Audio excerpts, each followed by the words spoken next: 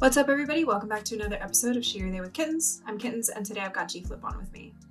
G-Flip's an incredible drummer, singer, artist that is just honestly so impressive. They are non-binary, and you might also know them because they're dating Chrishell from Selling Sunset, which is just like a fun little random thing we're going to get into.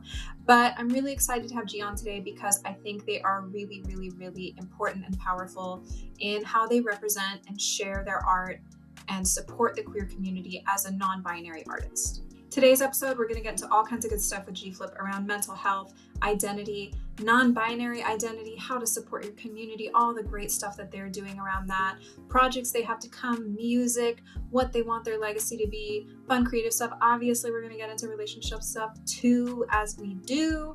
But before we do that, make sure you go like and subscribe on all the platforms here, push all the buttons, do that. Find us on Instagram at she, her, they, or mine is at I am kittens, obviously. And yeah, so let's just jump. Let's just scoot. Let's cartwheel right into today's episode of G-Flip. Hey. What's going on? Welcome. I'm so glad we were able to make this happen. I feel like I caught you like right before you're going to be MIA for a long time. So I'm psyched. No, it's awesome to be here. And yeah, I'm stoked to be on this. I've watched a lot of the other she, her, they podcast videos things. So I'm stoked to be your next guest. Yeah, same. Can you go ahead and introduce yourself for everybody who might not know who they're tuning into? Give us your name, what you do, how you identify, pronouns, the whole spiel. What's up? My name's G-Flip. I'm from Melbourne, Australia, but I now live in LA. I use they, them pronouns. I'm non-binary, and I'm a singer-drummer. That is who I am. Woo! Singer-drummer and with a broken hand. I don't know how that works. Actually, how does that work? Are you doing shows are you playing drums with a broken hand? Well, I had 3 shows over the weekend. So actually, there were 3 Pride shows in Houston, Oklahoma Pride, and Chicago Pride show. And I'm just going to tell you the story of how I broke it because I think that needs to be told. Yeah, me and the band had the Houston show. And that was on Thursday night. So we flew in on Wednesday. And we flew in and we got in at like 7:30 p.m. So we went out to dinner and then we went to a bar and they had a pool table, so we were playing pool. Then they had a foosball table, so we were playing foosball. Obviously. And then they had this like game in the corner that was a punching bag. And I punched it really hard and I got like a 6 score. And then I was like, nah, I can do better. So then I punched it so hard and I broke my hand in the process. Oh my God. Yeah.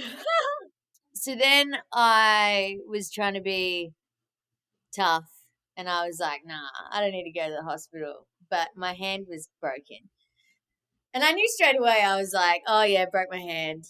And then I was like, nah, I don't need to go to hospital. I'll just go tomorrow, like whatever. And then I got to my hotel and then I was like, wow, yeah, this hurts. This seems broken. And then I FaceTimed Chrishell. And then Chrishell was like, baby, you need to go to the hospital. And then I was like, okay, I need to go to the hospital. So then I went to the hospital and then I was there for ages. And then I made friends with the nurses there. They were so fun. And then when I went and got an x-ray, after I got the x-ray, I was waiting in the waiting room and these 2 nurses come up to me and they're like, we've got really good news. And I was like, yes, what's the good news? And they're like, you met us. Bad news, you broke your hand. And I was like, no.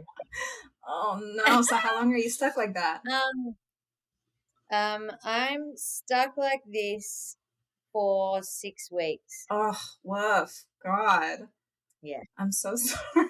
It's awful timing. Yeah. Jeez. So are you like playing drums with one hand? Yeah. So then 6 hours later, I was on stage in Houston. So I just played the show one-handed. And there's some videos of me in the hospital waiting room trying to learn how to play my songs like air drumming, how to do all Aw. my drum solos one-handed. So we only cut out like 2 parts, but the rest of it I can kind of hold down with one hand. But this is like my left hand. So I broke my right hand, which is my dominant Oh hand. So no. not the best, but the shows went off.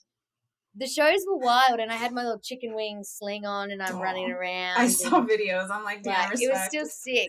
And then I still got shows coming up in Australia that I'm flying home to, and I'm going to do them all one-handed. So yeah, it's fun. Well, damn, good for you to like keep going. It's probably going to be a great learning experience that'll give you some other extra skills down the road and make you ambidextrous. I'm into it. I'm cool with it. I'm like, it's gonna make my left hand so good at drums and like just everything. So I'm like, not the only thing I don't like is like this can get uncomfortable. But Yeah, other than that, I'm like, it's gonna make my chilling. drumming really strong on this hand, and it's like I've learned how to tie my shoelaces with one hand, can tie my hair up with one hand, so I'm learning how to do stuff one-handed, and it's cool.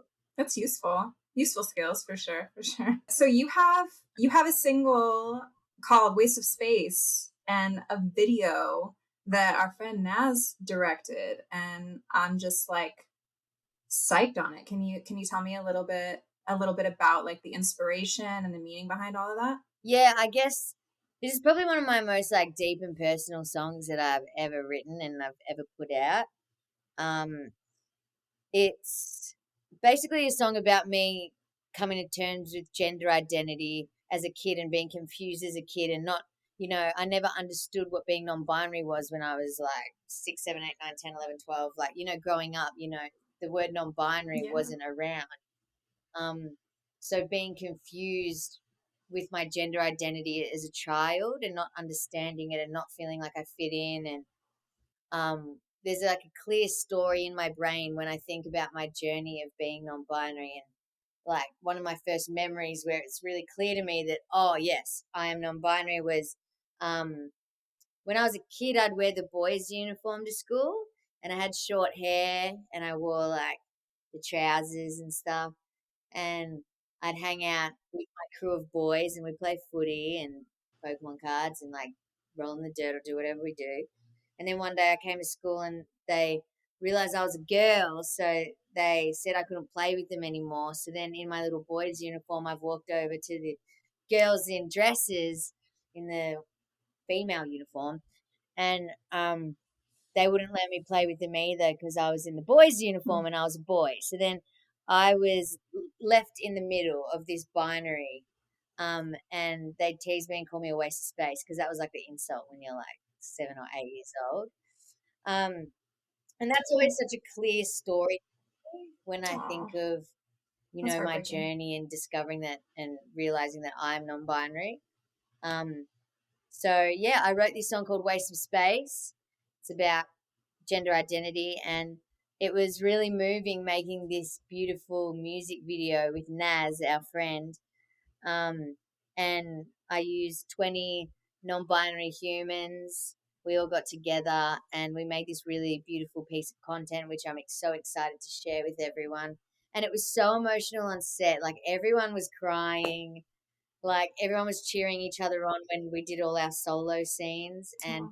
it was one of the most touching and moving pieces of art that I think I'll ever be a part of. So I can't wait for everyone to see it. It seems like that was probably such a validating experience to have that space for everyone who totally sees and understands each other, and like to have that moment to really shine the light on people who are largely just like un underlooked. Is that a word? Overlooked? Underlooked. What am I talking about? Overlooked. Like we weren't having these conversations 5 Yeah. years ago. We weren't having these conversations. So have a little like 6-year-old kid stumble across this and be like, oh my God, that's me. Like, that's me. And look at all these people that are like me or have the freedom to just be themselves. Like, Yeah. that's really I feel beautiful. like for, That's really the exciting. the core crew that put this Yeah. music video together, Ash, Naz, and Olive, like they all identify as non-binary as well. So there was a lot of like passion going into this production and music video. And I think for all of us, we didn't have representation when we were kids. So, and that's very much a big part of my project is I never had Yeah. representation. I was watching, like, I wanted to be a musician and sing and play drums and or maybe be a solo artist or whatever, but I was looking up, like the Pussycat Dolls and like Shakira and Beyonce and like, that wasn't me because I was like, that just wasn't who I was. Yeah. And, part of my project is I want to fill the shoes and fill that spot that I never had as a kid. And I know that if I had an artist like me who's singing a song about feeling like they're not a boy nor a girl and they're somewhere in between, like that would have absolutely changed my life and would have lightened the darker voices that I had in my head growing up being so confused with my gender identity. Yeah, having that representation is just, it's so important. And it's kind of interesting when your whole world, like we're part of the queer community, and like I have so many friends that are just all over the gender spectrum and the queer spectrum, and it's such a shock when you remember that most of the world doesn't really like get it still, even though like our lives are so immersed in it.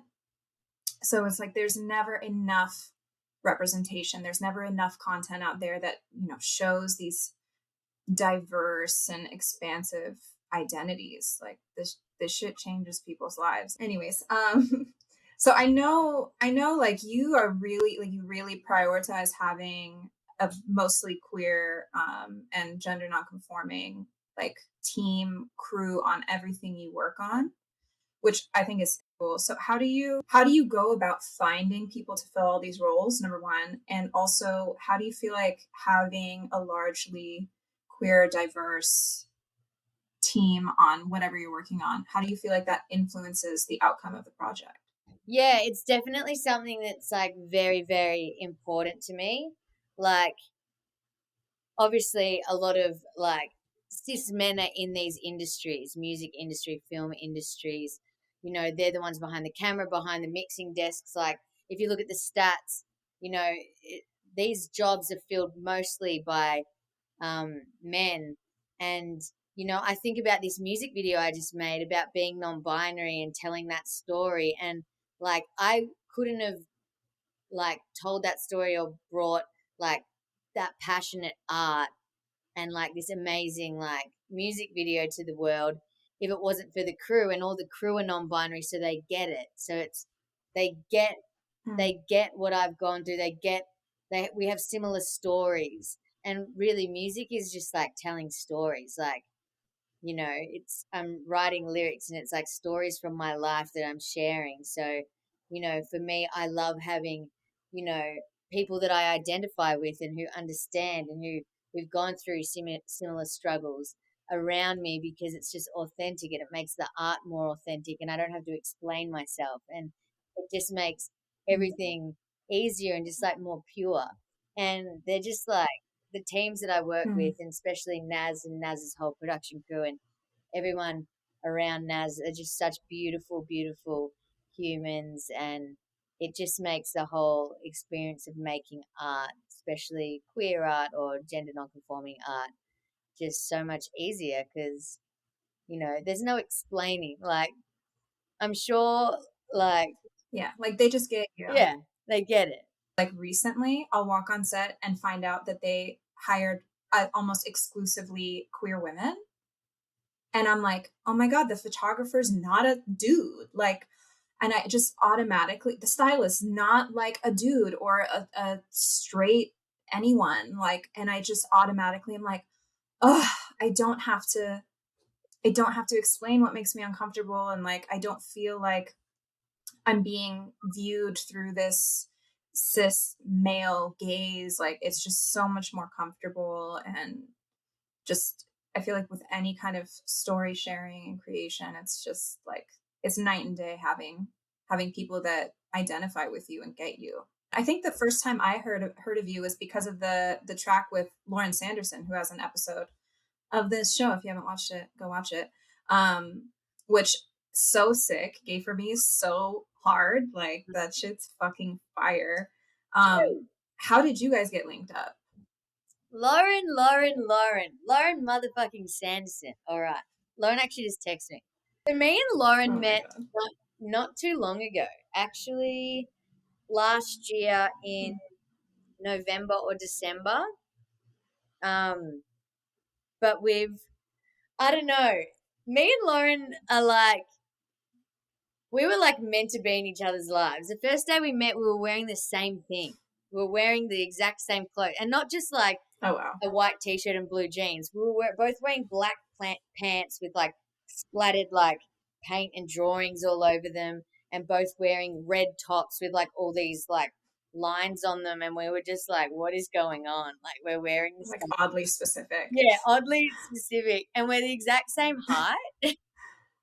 And like we actually have, so the first day we met is actually when we tracked Gay for Me. So I had found Lauren while I was in quarantine in Melbourne, Australia. In August last year, I came across Lauren Sanderson like on TikTok, and I was like, oh, that person looks rad. We'd probably be friends. And then I started listening to Lauren's music just in my little apartment in lockdown. And I was like, this stuff is sick. And then I went and had a shower and I just went about my day. And a process I have with writing songs is I normally just like put voice memos on when I'm walking around my house, if I'm having a shower, if I'm doing something, because I always sing out loud if I'm like home alone. And I always come up with song ideas, and most of my song ideas end up coming from me just singing out loud. So I was in the shower after listening to lots of Lauren Sanderson. I had a shower and then I was just singing. And then I was just singing melodies and lyrics which ended up being the very first verse of Gay for Me. Oh, wow. So I can look back in my phone. I've got like, be doing me. And I'm beatboxing going, and I'm like beatboxing that, and I put it in my phone. And then anyway, so that's August, and then it comes to September, and when I came over to LA to do sessions, I worked with a guy called Pink Slip, who's worked with Lauren before, because I looked up some of Lauren's credits and was like, who's some people that Lauren's worked with, who's some people that Roy the Serpent has worked with, who are some people that these people have worked with. I found Pink Slip, so I was working with Pink Slip, and like the tempo was like reminding me of that thing that I sang in the shower after listening to Lauren Sanderson. So then I brought up my voice memo, and then we built a song around my voice memo melodies that I sang. So then I had this song called Gay for Me. And then I was sitting with Naz, who's my creative director, and I showed Naz the song, and Naz just turns around to me and says, you know who you need on this song? Lauren Sanderson. And I was like, whoa, oh my God, that's creepy and weird, because like, and like Lauren, I haven't like messaged Lauren. Lauren doesn't know who I am. Yeah. So then Naz said that, and then I'm like to Naz, that's so weird, because I actually like wrote this song subconsciously after listening to a heap of Lauren Sanderson songs. So anyway, then me and Naz just started calling and messaging Lauren and being like, Lauren, like, hi, I'm G. I've got this song. It's really good. You should be on it with me. I know you don't know who I am. And so then and then Lauren was like, who produced it? And then I'm like, Pink Slip. And Lauren's like, okay, I'll be on it. Like, literally from hearing it from the phone. And then, And then a week later, Lauren came to my house so I could track her vocals. And that's when she rocked up to the front door, and I'll never forget this moment. I open up the gate, and we have a big hug, and then we look back, and we're like wearing the exact same thing. And then we actually recorded footage. We recorded footage of us hanging out for the very first day of us like hanging out. And there's videos, and we're standing next to each other, but we drink at the same time, and we start dancing, and we're like in sync, and it's just so funny. And now Lauren is one of my best friends in the whole entire world. And we talk and FaceTime each other every day. And Yeah, Lauren is my favorite person and like one of my closest, dearest friends that I'll ever have. And I love the absolute shit out of that human. Oh, she's the You guys are like best. little soul twins. That's so cute. Full. I don't know what life would be like without Lauren in it. Like, I'm like, what the fuck? What was I What was doing I? before? What the hell? Oh my Yeah, god! it's so Wow. funny. I feel like that's gonna. I'm gonna run into you somewhere, and you're gonna have a Lauren Sanderson tattoo. I just feel it.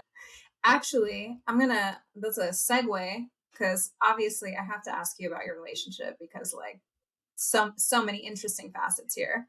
But the first time we met in Yeah. person, from at Jumbo's, and then Yeah. I see you and Chrishell walk in. Which, if you guys don't know what Jumbo's is, it's a strip club, like dive bar strip club. And you guys walk in, and I feel like it was like the day after like everything went public, which is just wild. And so I'm so curious because like I dated somebody who was kind of in the public eye, and like shit got blown up, and it was terrifying for me. It was like really overwhelming. So, and mine wasn't anywhere near as public as yours. So, how the hell, like, how did you feel with this huge influx of a largely cis hetero audience suddenly, you know, being thrust in front of them, people who don't know what the hell it means to be non-binary, let alone be very like understanding and accepting of queer relationships. Like, how did you feel with that? Were you nervous, like knowing that was coming up? How did you deal with like feedback? Like, tell me everything. Yeah. I don't know. I'm a pretty like chill person and I'm not someone that goes too deep into like reading comments and like I kind of like I don't take comments to heart too much because I just think like if someone writes that like I actually feel bad for them because like what are they going through that they have the time to like write hate? Like they must be Yeah. so insecure about themselves and like have been through like a tough life or tough things to like project so much hate and stuff just behind a keyboard. Yeah. So when I think about it, I'm like, oh God, like poor souls, like because if you're happy, secure in yourself, and like have good stuff going on, you don't have time to get online and like start throwing hate and Yeah. shade at people's ways. So um, but I dealt with it fine, and I think me and Chrishell, like we're such a team and a unit, so we had each other through the whole thing to talk about it. And I'm so proud about with Chrishell and how she's handled everything and Like how such like grace. such grace. She's such a boss. Like Mm. she's just like a boss, and how she talks about you know, and she tries to educate people on what it is to be non-binary and educate the world. And yes, her audience is definitely more cis hetero, um, and definitely with a lot of the headlines saying like Michelle dating non-binary artists, like the non-binary word definitely has Mm. sparked a lot of conversations and well-needed conversations that I think the world needs to have, especially the cis hetero like fan base need to have and um, educate themselves on what it is to be non-binary. And I think for me, it's like it's the biggest thing is like it wasn't really a shock, but it was like, oh wow, the amount of like hate comments that got thrown my way, and the amount of Yeah. comments that were like, you've you've got a vagina, you're a girl, like there's no such thing as Oh being God. non-binary. Um, People get so angry about it. yeah, Like in general, they get so angry about like trans and non-binary identities. And I'm like, what's your fucking damage? Like, why are you so worked up over this? It's just wild. yeah, people are fully hectic. Um, so that's like out of the whole situation, that was the thing that came to the surface the most for me is like how the world doesn't understand what being non-binary is. And when I came out in Australia, it was so much positive messages and like so much love. Um, so it was just a different experience over here. People getting introduced to me as a non-binary artist. was filled with so much like rejection and hate and bad comments and bad DMs, and it's still coming every day. Yeah. But in the end, I think like me existing as a human and being non-binary and like um being brave and not afraid of all of that bullshit like is educating the world. And you know, maybe that cis hetero fucking mother father parent who's so against me being non-binary, they could have a kid that's watching the music video that is sitting there confused and feels like they're part of the LGBTQIA plus community or feel like gender fluid, and at least they have me to look at on the TV. Because when I had those thoughts as a kid and I was looking at the TV or searching for some media to find an outlet to feel seen, to feel like my feelings are valid if it was for someone of the same sex, to just to feel seen through media. Mm-hmm. I think that's such an important part and such a big part of everyone's coming out stories, you know? Totally. So, and I just think although it was greeted with lots of hate, I'm someone that is quite positive. So I'm like, hey, I hit all this hate, but I can take that if I'm like educating the world on what it is to be non-binary. Right. Like you're fulfilling a purpose. Yeah. And I just throughout the whole thing, I just wanted to make sure Chrishell was okay. So just always checking up, you know, because she got hit with a lot of stuff and a lot of comments and a lot of people saying shit that's like wild. So I just through the whole thing, I just kept checking up to make sure like, you okay, baby? We good? Yeah. Like everything, and I just took it like a boss. She's such a champion. She's That's so awesome. brave. Like for somebody in her space, like there's being in music, being an artist, being openly in these realms that are a bit more filled with people who are open-minded or a bit more alternative lifestyle-y, it's a little easier to just be yourself in general, even if you're coming to terms with it and like still scared about being authentic. It's a little bit easier and more comfortable to make that transition into like openly being yourself. But unfortunately, on a mass scale, like the mainstream, especially in the US, is still largely a bunch of like uneducated, bigoted, hateful people. So for her to just be like, this is me, is fucking brave.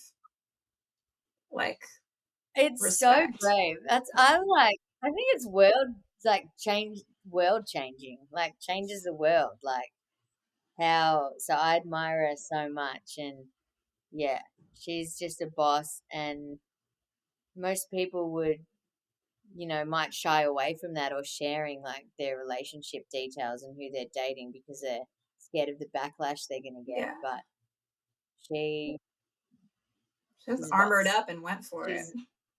Yeah. She's so awesome. So what kind of, I mean, you've overcome a bunch of obstacles in life and trying to figure out who you are and being open and exploring your identity as an artist, as your gender, your sexuality, like all the things. There's just always such a long journey for us to get where we are, and then there's more to go. But what kind of obstacles have you hit along the way in any of your journeys, and how have you overcome them, whether it's insecurities or self-doubt or hatred, whatever? Like how do you deal? How do I deal? I think a lot of it's like healthy living, to have a healthy brain. Like for me, if I get a lot of anxiety or I get too stressed or overthinking too much, normally it's when I'm not really exercising, I'm not drinking that much water, I'm not eating that much, I'm going out too often. So like self-care is such a big part of having like a healthy lifestyle and a healthy brain. I like going for walks. I've been slacking recently, but I broke my hand, so that's my excuse. That's a good excuse. Yeah, that's a good excuse. Yeah, it just like gets so gross, and like this is a new cast that I got today, but beforehand it gets like sweaty and disgusting and it's so hot. So I'm like, oh my God, I don't want to walk around and then have this manky hand. Oh no. Anyway, yeah, healthy living and surrounding yourself with good people, like decent humans that actually care Mhm. about you. I feel like in LA everyone's a little bit fake and like trying to be someone, or like I I do don't I do know, have there's to just say, like a bit of fake as fake. I'm an LA native, I'm born and raised here. So I have to say the people who are from Yeah. LA aren't like that. It's the people who are coming here from wherever the fuck to like make it, who have this big dream, that get caught up in the fake, putting on a mask, putting on a facade. It's them. It's It's them. them. It's us. I It's swear. all them. Well, those motherfuckers, you can just kind of tell that they're not, I don't know, they're just like not being real and like being trying a bit too hard or something. So those people, like, they're not the best to surround yourself with, because they're who is the real Yeah. human? You don't know. So surrounding yourself with real human beings that like will take care of you with you while you take care of yourself. Mhm. And then yeah, just like getting vitamin D and going for Health, walks. just straight up health vibes. Like if you're having a day, like you're having a hard day, whether you're just feeling down on yourself or whatever, and maybe the walks and like nature and health aren't helping, do you have any go-to tools? Like, do you meditate? Are you like a journaling person? Do you have a watch a comfortable movie, like a cozy movie that you love, anything like that, that just immediately kind of resets your vibe? Definitely music can reset my vibe. Just listening to anything that can change your mood. Um, Also, well, for me, all my friends are back home in Australia. So, like, doing a Mm-hmm. FaceTime with, one of my besties, talking to someone that gets me in a good mood. So, calling someone, listening to music, definitely, like, I've had those days where you just, like, lie in bed and you're, like, sad as fuck and you just don't feel like moving or doing Mm-hmm. anything. And it's so hard to get up. You just gotta get the fuck Yeah. up. You just gotta get up and you gotta get outside. Go outside for a bit. Maybe sit in the breeze and like, oh, also, I don't, because I can't really drive Yeah. now because of my hand, but like the beach, I've always grown up near the ocean. So go- going to the beach, just like basking in that sand and water and just like watching the Mm-hmm. ocean. There's something There healing is, about that and I'm shit. surprised that like So there needs to be some kind of scientific research on this, because it's a thing. Like it's a thing. I don't know if it's like the ions from the ocean. yeah. I don't know what it is, but something happens. It's very, very, very helpful. It's Yeah, very helpful. it's a Yeah. vibe. Um, so Yeah. what would you say Mhm. if you had like your top goals for career, personal life, and like mental, spiritual, you know, inner self? What are your goals for each three? Okay, career. I want to fill the shoes that I never had when I was growing up and be a voice for the non-binary community and queer community. Um, and also fill the space as a solo artist, like singer drummer. Um, there hasn't really been. There's Anderson Paak plays drums and sings. There was Phil Mm-hmm. Collins that sung and played drums, but solo artist Not wise, very like common. there hasn't really been someone that's female or non-binary that's a solo artist, that's a singer Mm-hmm. drummer. Um, and I'd love to like fully fill that space.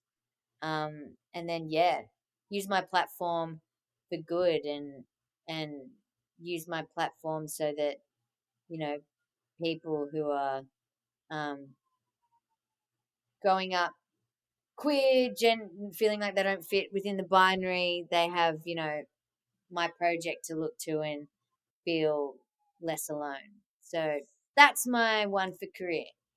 Mm-hmm. Okay, now personal. And that's a great one, by the way. Like it is kind of shocking that there aren't more like singer drummer hybrids. Like it's kind of Yeah, trippy.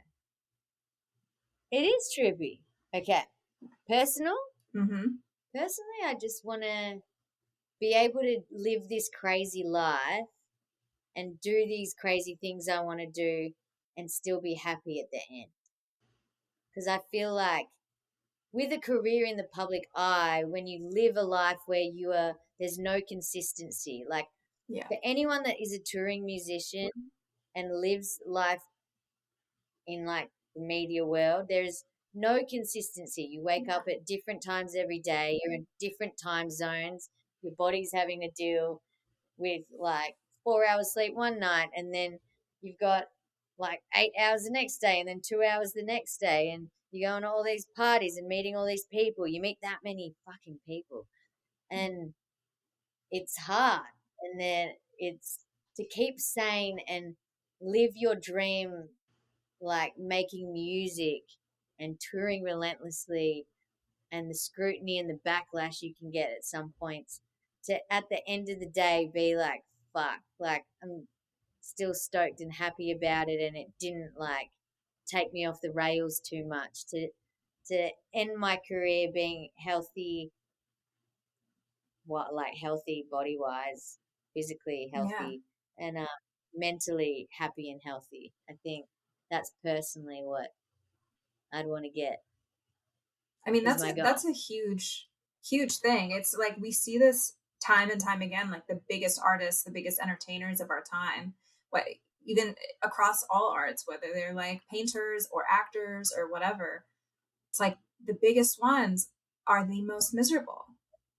And Yeah. it gets so dangerous because it is so hard to find that balance and stay grounded. And Mm. I think people get caught up looking like, I want to do that. I want to be like, so and so someday. And Yeah. it's like, man, it's not easy. So it's a good goal to have for sure, for sure. Would you say that you want like, I feel like that encompassed your like mental spiritual thing as well, but would you say like you want your legacy to be that you were a non-binary artist that filled the shoes that you didn't have when you were younger? Would you say you want that to be your legacy, or do you have something else in mind? My legacy.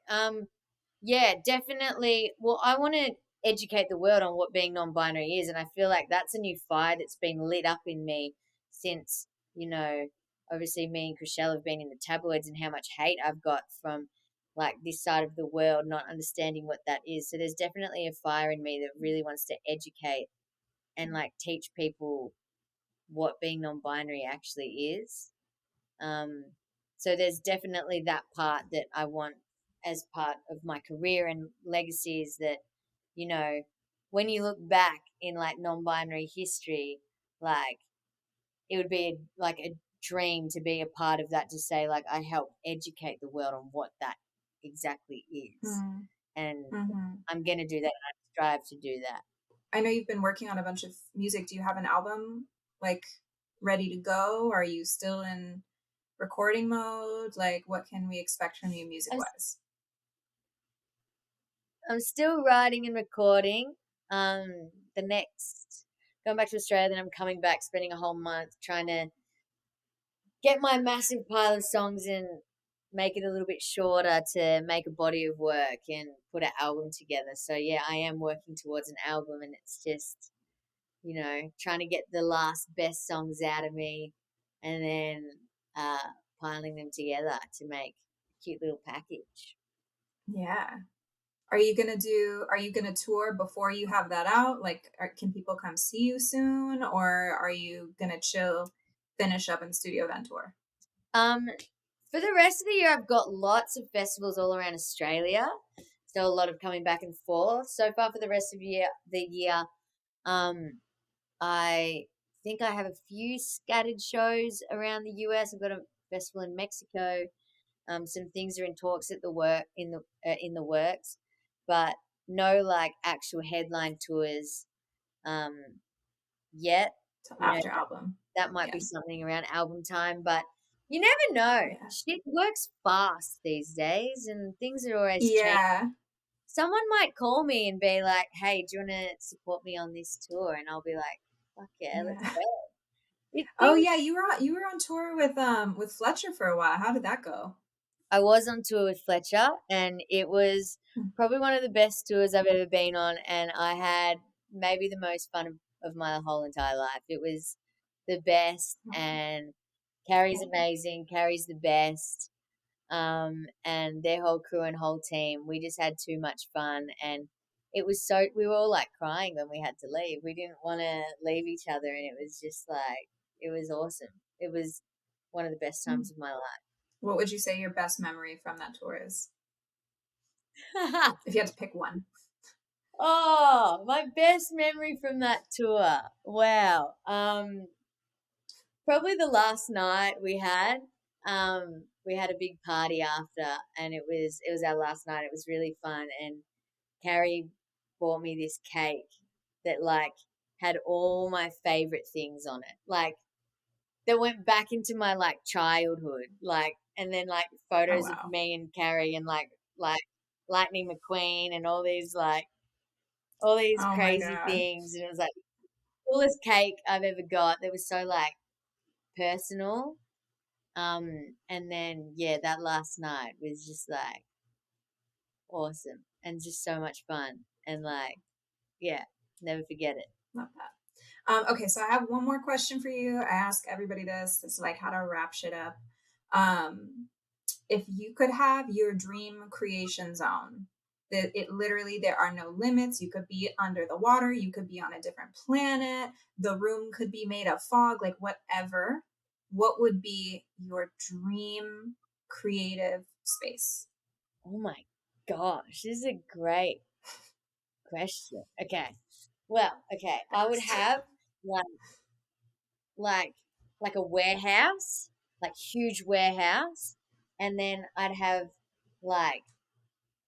I'd have like a skate bowl and like a real life Lightning McQueen car and like all these low rider bikes. I just got a low rider bike today. I got sent one. And then like sick lights and paintings everywhere, and like a disco ball that comes down from the ceiling when you clap, and Nice. like karaoke machines, and like I'd have the biggest studio. Like you leave the warehouse area. Oh, I'd also have all these sick cars, like a 1966 Mustang coupe and like a Fire. G wagon and like all these hectic cars. And then kind of reminds me of, you know, that there was that TV show on MTV, Rob and Big. Rob, the Yeah. skateboarder, Rob. Yeah. Rob Anyway, Dyrdek. Yeah. and he Yeah. had this big warehouse. It was like so cool. And then we'll have a studio, but we got to think of a cool way to get down to the studio. I'm thinking like a fire human's pole, Mm-hmm. go down a hole, Yep.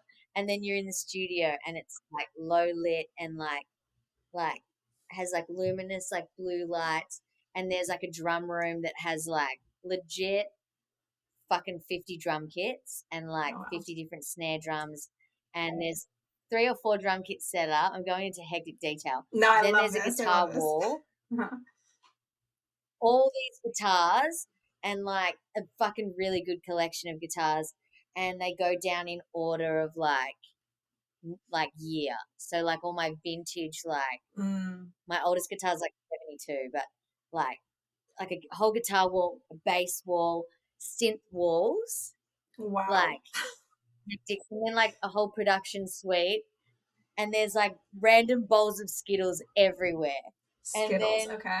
also but sometimes you don't want to be making music when it's too dark all the time, so there's these random like pop-up windows that you can just like, I don't know, Like just like skylights. clap. I would clap, but I have a broken hand. Yeah, and they open up, and then you're like, or maybe it lifts up and it becomes like a Ooh. rooftop studio. Ooh, I like that. Yeah, really Yeah. hectic.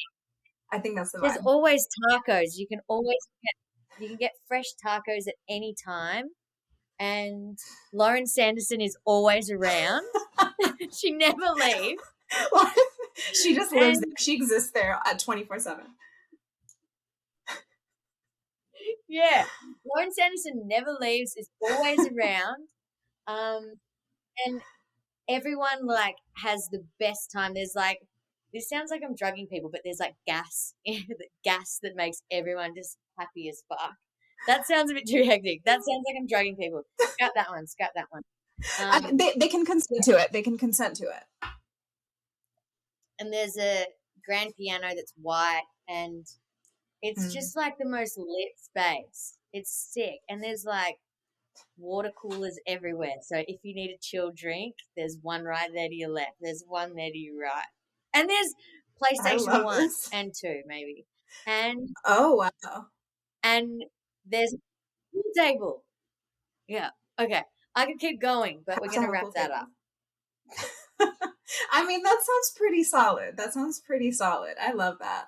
That sounds like the best studio / hang / work / whatever space.